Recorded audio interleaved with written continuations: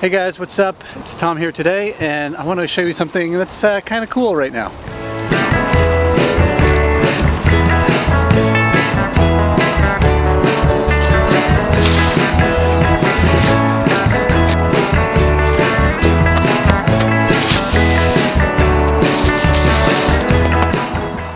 Right? Stopping with no hands. You know, I can stop like that because this bike has coaster brakes. You know, foot brakes, like when you pedal backwards and then your brakes go. It's different than the usual hand brakes you see on bikes. You probably had a bike like this when you were a kid. Now, there are lots of reasons why most bikes don't have coaster brakes. They don't have as much stopping power. Oh my God, there's a truck on the pathway. So yeah, coaster brakes don't have as much stopping power as, say, disc brakes. You have to kind of get used to using your feet again. One time when I dropped a chain, I had no brakes at all. But there's one really good reason that I do like them, and I will tell you about that in a minute. First, I want to show you something else.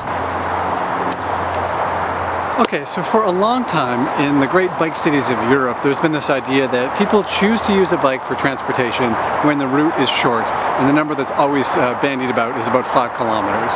So people will choose a bike over other methods of transportation when the route is 5 kilometers or less. I always thought that was great for those cities in Europe which are a little denser and more compact, but that didn't really apply here because we have bigger sprawling cities, our distances are much greater, and it just didn't apply. But that's because I never really checked. That, however, changed this summer because of a thing I got. Hold on. It's this thing on the front. It's called a Smart Halo. I did a vlog about it a little while ago. One of the things it does is track my rides. So lots of people use their phones to track rides. That's how this works too. It connects to your phone. And it's been tracking every time I get on the bike, distance, speed, route, all that kind of thing. So check this out. All the stats from my summer rides, total distance, total trips. This is the interesting part. Average distance per trip, 5.4 kilometers. So here in one of the sprawlingest cities in North America, that's a word, right? Sprawlingest? My average distance is about the same as you'd see in those big, dense, urban European cities, which is kind of amazing. I think what it really means is that the bike is great for trips of short distances.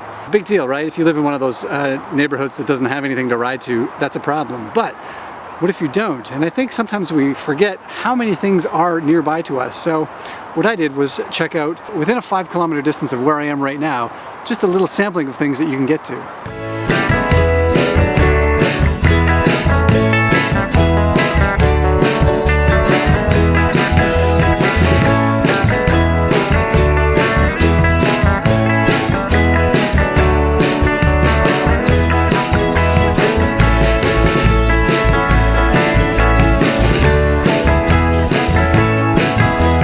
That's a lot of places.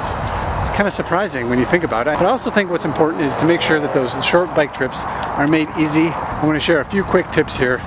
5 ways to make sure those short bike trips are made as easy as possible. Okay, tip number 1, make sure your bike is accessible. I mean, if it's in your basement or hung on your wall, it may look good, but it may discourage you from riding. If you have to do a lot of work to get it out onto the street, you might not ride as much. So do whatever you can to make it easy to grab and go. Okay, tip number 2, make sure you've always got a lock with you. Somehow figure out a way to keep it on you at all times. For me, I've got this one.